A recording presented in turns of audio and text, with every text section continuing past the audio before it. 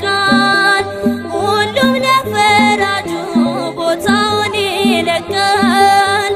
ብቻውን ሚፈጥር ብቻውን ሚገዛ ገናና ነው ጌታ ያለ